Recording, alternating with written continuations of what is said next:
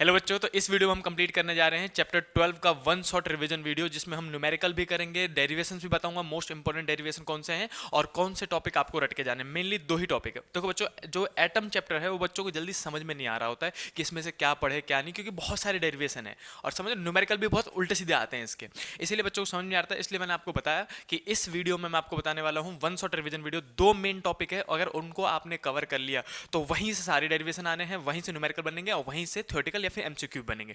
तो वही दो मेन इंपॉर्टेंट टॉपिक है। मैं गारंटी लेता हूं कि अगर वो दो चीजें आपने कर ली तो पूरा कंप्लीट हो जाएगा आपका ये चैप्टर। चलो मैं आपको बताता हूँ कौन कौन से टॉपिक पढ़ के जाने हैं। सबसे पहला टॉपिक इस वीडियो में जो पढ़ के जाना है, इस चैप्टर में जो पढ़ के जाना है, वीडियो कह रहा हूँ मैं, इस चैप्टर में जो सबसे पहला टॉपिक पढ़ के जाना है, टॉपिक्स मैं बता रहा हूँ बच्चों कि कौन सा टॉपिक रटवाना और कितना पढ़ना है। मैं आपको अभी लिख लिख के बताऊंगा कौन सा फॉर्मूला, कौन सा डेरिवेशन याद करना है। तो सबसे पहला टॉपिक बच्चों, स्पेक्ट्रल सीरीज का question. Spectral series, spectral series में क्या पढ़ना है वो भी मैं आपको बताने वाला हूँ। और दूसरा है बच्चों, इस चैप्टर में अगर कुछ पढ़ना है तो वह है बोर।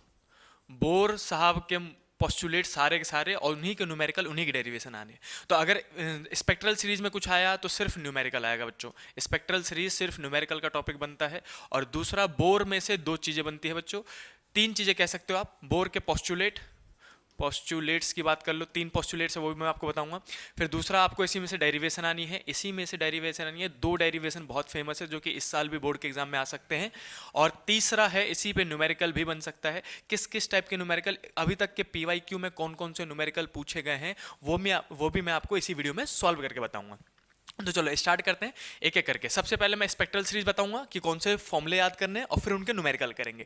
सिमिलरली फिर बोर के पोस्टुलेट देखेंगे, फिर उनके कौन कौन से डेरिवेशन पूछे गए हैं, आज तक पीवाईक्यूज क्या है, प्रीवियस ईयर क्वेश्चन पेपर में क्या क्या पूछा गया है, और फिर उनके किस टाइप के न्यूमेरिकल बनते हैं, वो सारा मैं आपको कंप्लीट करा दूंगा इसी वीडियो में। ये पूरा चैप्टर अच्छे से कंप्लीट हो जाएगा आपका। देखो बच्चों, अगर मैं बात करूं सबसे पहले अब स्पेक्ट्रल सीरीज की, स्पेक्ट्रल सीरीज लिख देता हूँ बच्चों यहाँ पे मैं, spectral spectral series. Spectral series में कौन से फॉर्मूले याद करने हैं? तो भैया वही जो 5 फॉर्मूले थे, मैं आपको 4-5 साइंटिस्ट के नाम याद दिलाता हूँ। सबसे पहले तो थे अपने पास लाइमन, लाइमन नाम सुना होगा, लाइमन, बाल्मर, पास्चन, है ना, ये जो नाम थे। लाइमन के बाद आए थे बाल्मर। आराम से कॉपी पेन लेके ध्यान से सुनते रहो बच्चों और नोट्स बनाते रहना। इतना नोट्स कंप्लीट कर लिया आपने, उससे आगे कुछ नहीं करना। Lyman, Balmer, Paschen, Paschen. फिर आता है ब्रैकेट, और फिर इनके नाम तो सही होंगे आपने, ब्रैकेट। और उसके बाद बच्चों लास्ट आता है अपने पास पी फंड, पी फंड कह लो या फिर फंड कह लो, ऐसे करके 5 नाम थे, है ना। इन 5 साइंटिस्टों ने क्या किया था, एक एम्पेरिकल फॉर्मूला दिया था 1/लैम्डा का। तो 1/लैम्डा का किसका सबसे अच्छा, कोई ये भी पूछ ले कि सबसे पहले किसने एम्पेरिकल फॉर्मूला दिया था, वो was the first scientist out of this 5 जिन्होंने फर्स्ट एम्पेरिकल फॉर्मूला दिया था, तो वो थे बाल्मर। ये मत सोच लेना कि लाइमन सबसे पहले लिखा है तो लाइमन नहीं दिया होगा, नहीं नहीं। जो सबसे पहले साइंटिस्ट आए थे, फर्स्ट साइंटिस्ट थे, वो थे अपने पास लाइमन, बाल्मर साहब, ठीक। और इन्होंने फॉर्मूला दिया था 1/लैम्डा का। 1/लैम्डा इज इक्वल टू बच्चों रेडबर्ग कांस्टेंट आर इंटू में 1/2 का स्क्वायर कहा था इन्होंने, माइनस 1/n का स्क्वायर कहा था। ये वाला फॉर्मूला आपको याद होना चाहिए। यहाँ पे स्क्वायर है, स्क्वायर n का स्क्वायर, ठीक है। और ये पर मीटर में होता है क्योंकि लैम्डा है नीचे, तो पर मीटर में। ये वाला फॉर्मूला आपको याद होना चाहिए। अब ज़्यादा कुछ नहीं बच्चों, एक फॉर्मूला याद करो आप, बाकी फॉर्मूले वैसे ही हैं। जैसे अगर मैं लाइमन के लिए लिखूंगा तो यहाँ पे लाइमन में 1 का स्क्वायर लिखूंगा, फिर n का स्क्वायर लिखूंगा। पास्चन में 3 का स्क्वायर, ब्रैकेट में 4 का स्क्वायर, पी फंड में 5 का स्क्वायर। मतलब अगर मैं पास्चन के लिए लिखूँ तो लिखूंगा 1/लैम्डा इज इक्वल टू में r, सब कुछ सेम। पास्चन के लिए 3 का स्क्वायर आ जाएगा, माइनस 1 में n का स्क्वायर ही रहेगा और पर मीटर में आ जाएगा। फिर वहीं पे ब्रैकेट के लिए लिखूंगा तो 1/लैम्डा इक्वल टू में r, ब्रैकेट में 4 का स्क्वायर आ जाएगा। तो ऐसे करके एक एक नंबर बढ़ाते चले जाओ और इसी सीरीज में आप याद करोगे कि लाइमन में 1 का स्क्वायर माइनस n का स्क्वायर आता है, बाल्मर में 2 का स्क्वायर, पास्चन में 3 का स्क्वायर, ब्रैकेट में 4 का स्क्वायर, पी फंड में 5 का स्क्वायर। मैं लाइमन का भी लिख देता हूँ यहाँ पे 1/लैम्डा इक्वल टू में r 1/1 का स्क्वायर माइनस 1/n का स्क्वायर और पर मीटर में लिख दो इसको भी, है ना। ऐसे पी फंड का भी लिख सकते हो 1/लैम्डा r, सिर्फ एक नंबर चेंज होता है, 1 का स्क्वायर, 2 का स्क्वायर, 3 का स्क्वायर, 4 का स्क्वायर, 5 का स्क्वायर। और इस पे एमसीक्यू आने के चांसेस या फिर 2 नंबर के न्यूमेरिकल बनने के चांसेस सबसे ज्यादा हैं। अभी तक पीवाईक्यूज में अभी दिखाऊंगा बच्चों, पीवाईक्यू में भी सबसे ज्यादा एमसीक्यू या फिर 2 नंबर वाले क्वेश्चन बने हुए हैं इस टॉपिक पे। सीधे सीधे मतलब अगर आपको कॉन्सेप्ट पता है और ये आपको फॉर्मूला याद है तो आप सीधे सीधे इसके न्यूमेरिकल कर सकते हो बिना किसी मिस्टेक के, पूरे पूरे फुल मार्क्स मिल जाते हैं इसमें। अब जब बच्चों को ये फॉर्मूला हम याद करवा देते हैं, हम बच्चों को कहते हैं पहले तो ये फॉर्मूला याद कर लो आप। जहां आपने ये फॉर्मूला याद कर लिया बच्चों, तो उसके बाद कुछ इंपॉर्टेंट कॉन्सेप्ट्स याद करने हैं इसमें। इंपॉर्टेंट कॉन्सेप्ट कौन कौन से याद करने हैं मैं बताता हूँ। देखो बच्चों, इन्हीं क्वेश्चंस में क्या बोलेंगे वो, इन्हीं क्वेश्चंस में आपको बोलेंगे कि भैया एक काम करो, मुझे लाइमन सीरीज का ना मिनिमम वेवलेंथ निकाल के बताओ या फिर मैक्सिमम वेवलेंथ निकाल के बताओ। तो ऐसा मिनिमम मैक्सिमम ऐसा पूछा जाता है। तो अगर आपसे पूछा जाए कि भैया मैक्सिमम या फिर लार्जेस्ट, मैक्सिमम की जगह में मैं लार्जेस्ट बोलता हूँ, लार्जेस्ट वेवलेंथ निकालो, जब भी वो बोले किसी का भी नाम देके लार्जेस्ट वेवलेंथ, वेवलेंथ निकालो, लार्जेस्ट वेवलेंथ बोले या फिर मैक्सिमम वेवलेंथ कौन सा हो सकता है, तो उस केस में जो n है बच्चों वो n चेंज होता है बस। रेडबर्ग की कांस्टेंट की वैल्यू आपको एग्जाम में गिवन होगी, पेपर के पहले पेज पे लिखा होगा 1.1 × 10⁻⁷ होता है वैसे तो, है ना। और n की वैल्यू चेंज होगी। अगर उन्होंने बोल दिया कि लार्जेस्ट वेवलेंथ निकालो तो आप लोगे बच्चा n = में next number, just next number लेना है आपको, नेक्स्ट नंबर। नेक्स्ट नंबर मतलब क्या है कि जिसका भी बोले, जैसे वो आपको बोले कि बाल्मर का लार्जेस्ट वेवलेंथ निकालो, तो बाल्मर में नंबर कितना होता है 2, तो उसका नेक्स्ट नंबर 3 ले लेना है। अगर मैं कहूं कि ना ब्रैकेट का लार्जेस्ट वेवलेंथ निकालो, तो ब्रैकेट में नंबर कितना होता है ऑलरेडी 4 है ना, चौथे नंबर पे आते हैं वो, उसका नेक्स्ट नंबर n की वैल्यू 5 लेनी है। ब्रैकेट में इसमें जैसे मैं बोलूं कि लाइमन में निकालो लार्जेस्ट वेवलेंथ, तो लाइमन में नंबर कितना होता है ऑलरेडी 1 का स्क्वायर होता है ना, तो n की जगह में आप 2 लोगे, इसका जस्ट नेक्स्ट नंबर लोगे अगर वो लार्जेस्ट बोले तो। और वहीं पे बच्चों अगर उन्होंने बोला शॉर्टेस्ट वेवलेंथ निकालो, क्या निकालो, शॉर्टेस्ट वेवलेंथ पूछे बच्चों, शॉर्टेस्ट वेवलेंथ, तो शॉर्टेस्ट वेवलेंथ के केस में आप लेते हो n = में इन्फिनाइट, ऐसे करके याद रखना, ठीक। ये मेन कॉन्सेप्ट है जो कि एमसीक्यूज में पूछे जाते हैं बार बार, 1 नंबर का सीधा क्वेश्चन है ना, और कई बार 2 नंबर में भी पूछा गया है। शॉर्टेस्ट बोले तो n की जगह में, इन सब में n की जगह में इन्फिनाइट पुट करना है, सॉल्व कर देना है। और अगर बोले लार्जेस्ट निकालो तो नेक्स्ट नंबर ले लेना है जिसका भी नाम मेंशन होगा, मैं क्वेश्चन दिखाता हूँ पीवाईक्यूज के, ठीक। तो एक तो ये वाला कॉन्सेप्ट हो गया। इसी में अगर वो आपसे पूछ लेते हैं लास्ट, अगर कुछ पूछेंगे तो फ्रीक्वेंसी और वेवलेंथ, तो मैं कहूँ अगर आपसे वो पूछ लेते हैं बच्चों कि ना मुझे वेवलेंथ मत बताओ, फ्रीक्वेंसी बताओ, तो आपको पता होना चाहिए फ्रीक्वेंसी एफ मतलब फ्रीक्वेंसी है बच्चों, और फ्रीक्वेंसी का फॉर्मूला होता है c/λ। c/λ फ्रीक्वेंसी का ही फॉर्मूला होता है, तो 1/λ तो है।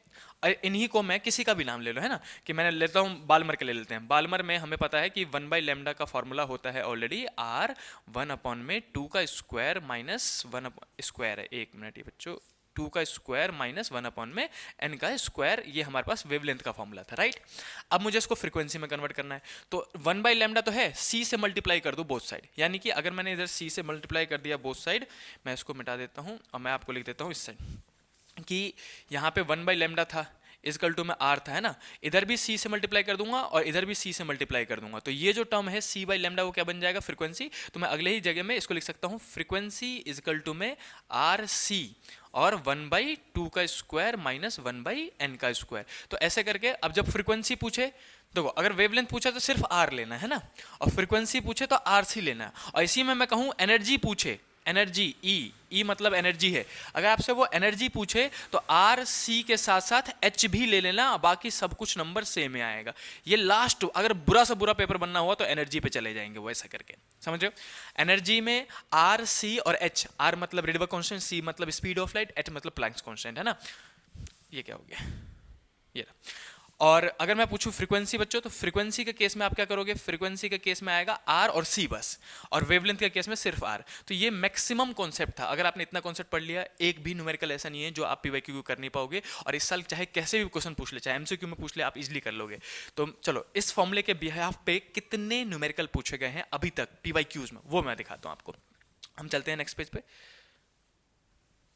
ये रहा क्वेश्चन, देखो बच्चों, अब मैं क्वेश्चन के हिंट देता जाऊंगा और जितने क्वेश्चन यहीं पे हो सके इजीली सॉल्व करते जाएंगे। देखो सबसे पहला क्वेश्चन क्या कह रहा है आपसे, सबसे पहला क्वेश्चन कह रहा है कैलकुलेट द शॉर्टेस्ट वेवलेंथ। बोल दिया शॉर्टेस्ट वेवलेंथ। अब देखो मैंने अभी आपको बताया था कि इस केस में अगर वो आपसे शॉर्टेस्ट वेवलेंथ पूछे बोलो तो n की वैल्यू कितना लोगे, इन्फिनाइट, है ना, और लॉन्गेस्ट बोले तो नेक्स्ट नंबर। तो मेरे को बोला है शॉर्टेस्ट वेवलेंथ, शॉर्टेस्ट वेवलेंथ। देखो क्या बोला है, शॉर्टेस्ट वेवलेंथ, तो n की वैल्यू में इन्फिनाइट लेने वाला हूं, मेरे दिमाग में तुरंत आ गया, है ना।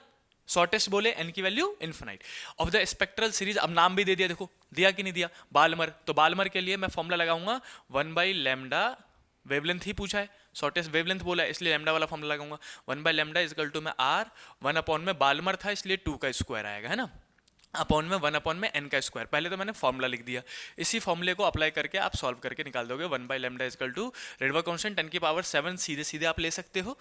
वैसे पेपर में छपा भी होगा, फर्स्ट पेज पे आ जाना, ना मिले किसी को, याद ना हो तो टू का स्क्वायर और माइनस 1 में इन्फिनिटी का स्क्वायर। 1 में इन्फिनिटी का स्क्वायर बच्चों 0 हो जाता है, तो सिर्फ आप ये लिख सकते हो 1/λ इजिकल टू में 10⁻7 और इनटू में 1/2 का स्क्वायर हो जाएगा बच्चों 4। फिर एक गलती और करते हैं बच्चे, यहीं पे छोड़ देते हैं भाई, रेसिप्रोकल करना है, वेवलेंथ निकालना है, उल्टा करना है इसको, है ना। तो रेसिप्रोकल करोगे तो मैं ऊपर कर देता हूं बच्चों, रेसिप्रोकल करते ही लैम्डा ऊपर चला जाएगा, 4 ऊपर चला जाएगा और 10⁻7 नीचे आ जाएगा। इसको आप ऐसे लिख सकते हो 4 × 10⁻⁻7 मीटर, ये रहा अपने पास। और इसी को नैनोमीटर में लिखना हो तो इसको आप 400 नैनोमीटर लिख सकते हो ना। देखो अब 10⁻�9 पहुंचाना तो 100 से मल्टीप्लाई करना पड़ेगा, है ना। तो मैं इसको लूंगा 400 नैनोमीटर। तो ऑप्शन में जो ऑप्शन अवेलेबल हो, चाहे 4 × 10⁻⁷ अवेलेबल हो या फिर 400 नैनोमीटर अवेलेबल हो, तो आप इस टाइप से कर सकते हो। उसके बाद ये सारे PYQs है बच्चों, जितने भी PYQs आपसे अभी तक पूछे गए हैं वो मैं करवा रहा हूँ। तो इसीलिए मैंने आपको पहले फॉर्मूला बताया, कॉन्सेप्ट बताया और फिर उसके बिहार पे न्यूमेरिकल। जैसे अब नेक्स्ट क्वेश्चन की बात करते हैं। क्वेश्चन क्या रहा है कि find the ratio between the wavelengths of most energetic. अब देखो ये मोस्ट एनर्जेटिक वही वर्ड है, वही जो इसमें शॉर्टेस्ट वेवलेंथ काम करता है वही मोस्ट एनर्जेटिक काम करता है। सबसे देखो एक फॉर्मूला बताता हूँ आपको, आपने पढ़ा भी होगा, एनर्जी का फॉर्मूला बच्चा H इंटू में फ्रीक्वेंसी न्यू होता है और इसी को खोलने के बाद hc/λ होता है ना। ये आपने पढ़ा है। आपको अब एनर्जी और लैम्डा देखो, एनर्जी और वेवलेंथ कैसा है, इन्वर्सली प्रोपोर्शनल है। तो energy is inversely proportional to wavelength. अगर आपको एनर्जी मोस्ट एनर्जेटिक चाहिए, मतलब एनर्जी सबसे ज्यादा चाहिए, तो वेवलेंथ सबसे कम चाहिए होगा, हाँ या ना बोलो। अगर मैं चाहता हूं कि एनर्जी मेरे को हाईएस्ट मिले, हाईएस्ट एनर्जी, तो सबसे शॉर्टेस्ट वेवलेंथ लेनी पड़ेगी, क्योंकि उल्टा है ना। तो फिर से इन्होंने मोस्ट एनर्जेटिक स्टेट मतलब शॉर्टेस्ट वेवलेंथ की ही बात की है। देखो कितना ट्रिकी कर दिया, शॉर्टेस्ट वेवलेंथ। अब जहां मेरे दिमाग में क्लिक हो गया कि भाई साहब शॉर्टेस्ट वेवलेंथ, ओहो, तो एन की वैल्यू कितना ले लूंगा मैं, एन की वैल्यू ले लूंगा इनफिनाइट, यहाँ पे एन इनफिनाइट लिख दे रहा हूं, है ना। बस ये नाम पता कर लो किस किस का है। इसमें दो नाम दिया है, एक बाल्मर का निकालना है और एक पास्टन का, है ना। तो अब दोनों का फॉर्मूला लगा देंगे, एन की वैल्यू इनफिनाइट निकाल के, और वेवलेंथ निकालने के लिए बोला था find the ratio of wavelength. अच्छा, दोनों का रेशियो निकालो और उसको डिवाइड कर दो, मतलब वेवलेंथ निकालो डिवाइड कर दो। तो चलो मैं पहले बाल्मर के लिए कह देता हूं बच्चा। बाल्मर के लिए आप जो फॉर्मूला लगाओगे 1/λ बी कह देना इसको, लैम्डा बाल्मर, है ना। इक्वल टू में फॉर्मूला क्या होता है, रेडबर्ग कांस्टेंट 1/2 का स्क्वायर माइनस 1/n का स्क्वायर। पहले एक का फॉर्मूला लिख दिया और फिर मुझे सिंस रेशियो बोला था तो मैं डायरेक्टली रेशियो निकाल देता बच्चा इसमें, कि 1/, में किसका रेशियो निकालना है, बाल्मर का पास्टन के साथ। तो ऊपर में ले लूंगा पास्टन ताकि रेसिप्रोकल होके वही बन जाए, और अपॉन में 1/, में लैम्डा ऑफ बाल्मर, समझे। इक्वल टू में पास्टन का क्या नंबर लिखूंगा, Rydberg constant, Paschen, Lyman, Balmer, Paschen, तीसरे नंबर पे आते हैं वो, तो 3 का स्क्वायर माइनस 1/, में इन्फिनिटी का स्क्वायर, क्योंकि शॉर्टेस्ट लेंगे। और नीचे में भी सेम काम कर देना, रेडबर्ग कांस्टेंट 1/, में बाल्मर दूसरे नंबर पे आते हैं, तो और नीचे में इन्फिनिटी का स्क्वायर। फिर रेडबर्ग कांस्टेंट से रेडबर्ग कांस्टेंट कट जाएगा बच्चा, बाल्मर वाला ऊपर चला जाएगा और पास्टन वाला नीचे आ जाएगा। तो आप लिखोगे लैम्डा बाल्मर अपॉन में लैम्डा पास्टन इक्वल टू में बचा क्या, ये वाला पार्ट है ना, 1/9 है, 3 का स्क्वायर 9 और 1/4, तो 1/9 अपॉन में 1/4, फिर से 4 ऊपर चला जाएगा, है ना। तो हम लिखेंगे लैम्डा बाल्मर अपॉन में लैम्डा पास्टन जो है वो 4⁹9 आया है, 4/9 आया। तो ऐसे करके आप इसको इजीली सॉल्व कर सकते हो। देखो सभी में वही फॉर्मूले लगने, या तो शॉर्टेस्ट वेवलेंथ बोल दिया या फिर मोस्ट एनर्जेटिक स्टेट बोल दिया, तो बच्चों को थोड़ा दिमाग लगाना पड़ेगा कि अच्छा एनर्जी ज़्यादा होगी तो वेवलेंथ कम, यानी कि मिनिमम वेवलेंथ की बात कर रहे हैं ना। नेक्स्ट क्वेश्चन देखो बच्चों, ये सारे PYQs हैं, इतने क्वेश्चन आपने कर लिए ना तो आपका इजीली हाथ बैठ जाएगा। देखो लास्ट क्वेश्चन क्या कह रहा है, the electron in the hydrogen atom, hydrogen का एटम है जिसमें एक इलेक्ट्रॉन है, इट्स सेकंड एक्साइटेड स्टेट। अच्छा ये वाला कॉन्सेप्ट भी इंपॉर्टेंट है, बच्चों को यही नहीं पता चलता कि सेकंड एक्साइटेड स्टेट का मतलब क्या होता है। बच्चे यहाँ पे n की वैल्यू फिर से गलत ले लेते हैं, अब शॉर्टेस्ट और या फिर लार्जेस्ट नहीं बोला, एक्साइटेड स्टेट की बात कर दी उन्होंने। तो याद रखना जौन सा नाम दिया हो, जैसे सेकंड एक्साइटेड स्टेट तो n+1 लेना है। एक्साइटेड स्टेट में n क्या लेना है, मैं यहां पे बता दे रहा हूं, n लेते हैं बच्चा एक्साइटेड स्टेट +1, मतलब जैसे वो बोले कि सेकंड तो हम लेंगे n की वैल्यू 2 + 1 3, सेकेंड एक्साइटेड स्टेट मतलब 3 लेना है n की वैल्यू, फोर्थ एक्साइटेड स्टेट मतलब 5 लेना है। मैं कहूं सिक्स्थ एक्साइटेड स्टेट है तो n कितना लोगे 7, जो भी एक्साइटेड स्टेट बोलो, फर्स्ट एक्साइटेड स्टेट है तो n कितना लोगे 2, नेक्स्ट नंबर लेना एक्साइटेड स्टेट में, इसलिए कॉन्सेप्ट उठाया था। फिर क्या कह रहा है, कैलकुलेट द वेवलेंथ, यानी कि फिर से वही लैम्डा 1/λ का फॉर्मूला लगाना पड़ेगा वेवलेंथ के लिए, है ना।